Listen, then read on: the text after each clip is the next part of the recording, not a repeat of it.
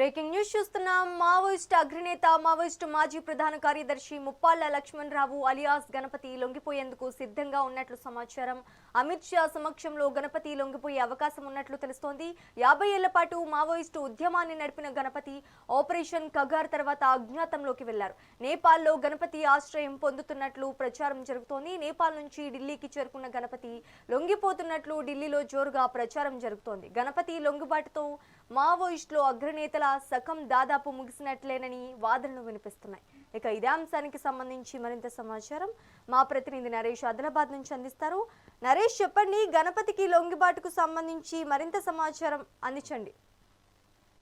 Thank you శ్రీజేటు. Maoist అగ్రనేత Maoist party మాజీ ప్రధాన కార్యదర్శి ముప్పాళ్ల లక్ష్మణరావు అలియాస్ గణపతి నేడు దేశ రాజధాని ఢిల్లీలో లొంగిపోనున్నట్లు తెలుస్తుంది. దాదాపు 50 ఏళ్ల తన అజ్ఞాత జీవితాన్ని వదిలి కేంద్ర హోంమంత్రి అమిత్ షా, తెలంగాణ ముఖ్యమంత్రి రేవంత్ రెడ్డి ముందు సరైన జనజీవన స్రవంతిలో కలవబోతున్నట్లు సమాచారం. మరి ఆయనతో పాటు సుమారు 150కి పైగా మావోయిస్టు నేతలు, ఇతర కేడర్లకు సంబంధించిన వారు సైతం కూడా లొంగిపోతున్నట్లు సమాచారం. ఇందులో గత నెలలో లొంగిపోయినటువంటి అగ్రనేతలు ఏఐజీతో పాటు మల్లా రాజిరెడ్డి, నరసింహారెడ్డి వంటి నాయకుల ఆధ్వర్యంలో పనిచేసినటువంటి కేడర్లు సైతం ఇందులో ఉన్నట్టుగా తెలుస్తుంది. అయితే మావోయిస్టు అగ్రనేత గణపతి అటవీ ప్రాంతంలో లేడని, అనారోగ్య కారణాలతో బయటే ఉంటున్నారని చెప్పేసి చెప్తున్నారు. ఆయన ప్రస్తుతం అడవిలో లేరని పట్టణ ప్రాంతంలో ఉన్నట్టుగా తెలిసింది. అయితే కొద్ది రోజులుగా నేపాల్లో తలదాచున్నట్టు కూడా సమాచారం ఉంది. ఇటీవల తెలంగాణ డీజీపీ శివధరెడ్డి వెల్లడించినటువంటి విషయం ఇంతకుముందు వెల్లడించారు. మరి దానికి సంబంధించి ఆయన తాజాగా అనారోగ్యంతో పాటు వృద్ధాప్య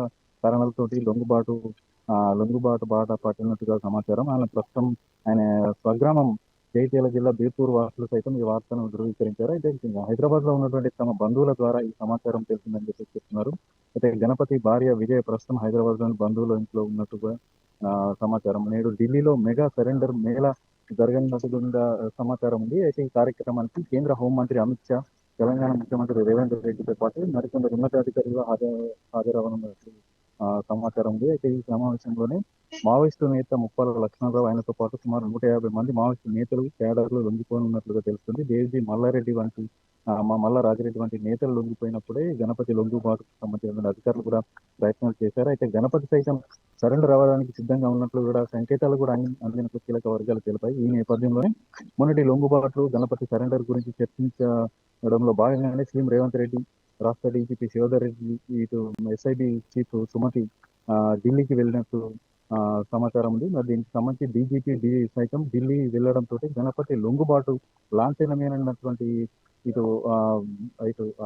జోరుగా చర్చ కూడా జరుగుతూ ఉంది. అయితే కేంద్రం నిర్దేశించినటువంటి మావోయిస్టు విముక్త భారత్ కు గడువు ఈ నెలాఖరుతోటి ముగియనుండడంతో దాదాపు మావోయిస్టు పార్టీ కీలక నేతలంతా లొంగిపోవడమే లేకపోతే ఎన్కౌంటర్ జరగడంతో మావోయిస్టు ముక్త భారత్ సభకు కేంద్రం సన్నాహాలు కూడా మొదలు పెట్టినట్టుగా తెలుస్తుంది. మొత్తంగా చూస్తుంటే ఇటు మావోయిస్టు పార్టీ అగ్రనేత గణపతి లొంగుబాటు లాంఛనం కానున్నట్టుగా తెలుస్తోంది. మరికొద్ది సేపట్లో కూడా దీనికి సంబంధించిన పూర్తి అధికారికంగా కూడా వివరాలు వెల్లడయ్యేటువంటి అవకాశం ఉంది. దానికి సంబంధించి అమిత్ షా సంస్థను లొంగిపోనున్నట్టు ఇటు విశ్వసనీయ వర్గాల సమాచారం.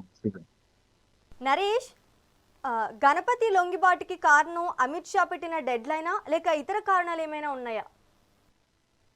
అయితే గణపతి గత కొద్ది రోజులుగా అనారోగ్యం కూడా తీవ్రంగా బాధించడం, వృద్ధాప్యం కూడా కావడంతో తాను లొంగిపోయేందుకు సిద్ధంగా ఉన్నట్టు గత కొద్ది రోజులుగా పార్టీ బాధ్యత నుంచి కూడా తప్పుకొని నేపాల్లో తలదాచుకున్నట్టుగా ఇటు తెలుస్తా ఉంది. అయితే దీనికి సంబంధించి 1900 మావోయిస్టు పార్టీ ప్రధాన కార్యదర్శిగా ఉన్నటువంటి గణపతి 1992 నుంచి 2018 వరకు ఇటు భారత విప్లవ చరిత్రలో అత్యంత కీలకమైన పాత్ర పోషించారు. ఆయన నేతృత్వంలోనే పార్టీ అనేక వ్యూహాత్మక మార్పులకు కూడా సంచలన ఘటనలకు కూడా సాక్షిగా నిలిచింది. అయితే 2004లో ఇటు సిపిఐ మావోయిస్టుగా ఏర్పడినటువంటి సందర్భంలో వ్యూహాత్మక విజయాలు ఇతని వల్ల ఎన్నో విజయాత్మకమైనటువంటి ఘటనలు కూడా జరిగాయి. దీంతో పాటు ఇతను ప్రస్తుతం అయితే కొన్ని అనారోగ్య కారణాలు తీవ్రంగా కావడంతో పార్టీ పదవి బాధ్యతల నుంచి తప్పుకొని నేపాల్లో తలదాచుకున్నట్లుగా తెలుస్తోంది. మరి దానికి సంబంధించి కూడా ఇటు ఇంటెలిజెన్స్ వర్గాల ద్వారా కూడా సమాచారం ఉంది. మరి ఈ క్రమంలోనే ఇటీవల కేంద్ర ప్రభుత్వం చేపట్టినటువంటి ఆపరేషన్ కగార్ లో భాగంగా ఎన్నో ఎన్కౌంటర్లు, ఇతరత్ర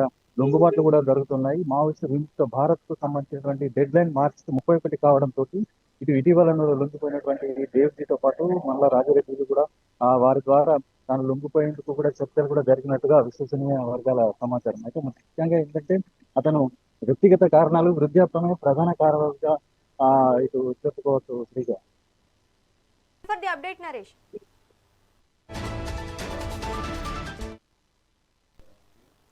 వృద్ధాప్యం, అనారోగ్య కారణాలతో ఆయన తెలంగాణ పోలీసులతో రహస్య సంప్రదింపులు జరుపుతున్నారని, త్వరలోనే లొంగిపోయే అవకాశం ఉన్నట్లు సమాచారం. దశాబ్దాల పాటు సాయుధ మావోయిస్టు ఉద్యమాన్ని నడిపించిన గణపతి 2018లో ప్రధాన కార్యదర్శి పదవి నుండి వైదొలిగారు. గణపతి వయస్సు, అనారోగ్యాన్ని దృష్టిలో ఉంచుకుని సాధారణ జీవితం గడపాలని కుటుంబ సభ్యుల కోరిక. తెలంగాణ ఇంటెలిజెన్స్ బ్యూరో ఆయనతో టచ్లోకి వెళ్లినట్లు సమాచారం. గణపతి తిరుగుబాటు మావోయిస్టు ఉద్యమానికి పెద్ద దెబ్బ అని, వారి సాయుధ పోరాట ముగింపునకు దారితీసే పరిణామంగా విశ్లేషకులు భావిస్తున్నారు. మొదటి ప్రధాన కార్యదర్శిగా ఎన్నికైన గణపతి పర్యవేక్షణలో దేశంలో సంచలన దాడులు జరిగాయి. మావోయిస్టు నెట్వర్క్ విస్తరణలో కీలక పాత్ర పోషించిన గణపతి షార్ట్ కట్ లో పార్టీలో ఎదిగాడన్న వాదన కూడా ఉంది. 1949లో ఉమ్మడి కరీంనగర్ జిల్లా బీర్పూర్లో ఆయన జన్మించారు. ఉద్యమంలో గణపతిని టీచర్ అని పిలిచేవారు. 1970లో రైతు పోరాటాల జగిత్యాల జైత్ర యాత్ర ద్వారా పోరాటానికి దిగారు. నక్సల్స్ ఉద్యమంలో కొండపల్లి సీతారామయ్య తర్వాత ఆ స్థాయి లీడర్గా గణపతికి గుర్తింపు పొందారు. ఇప్పటికీ గణపతి భార్య సుజాత ఉద్యమంలో కొనసాగుతున్నారు. గణపతి స్వస్థలం జగిత్యాల జిల్లా సారంగపూర్ తెలుస్తోంది. లొంగుబాటు తర్వాత ఎలాంటి పరిణామాలు చోటు చేసుకుంటాయనేది ఆసక్తికరంగా మారింది.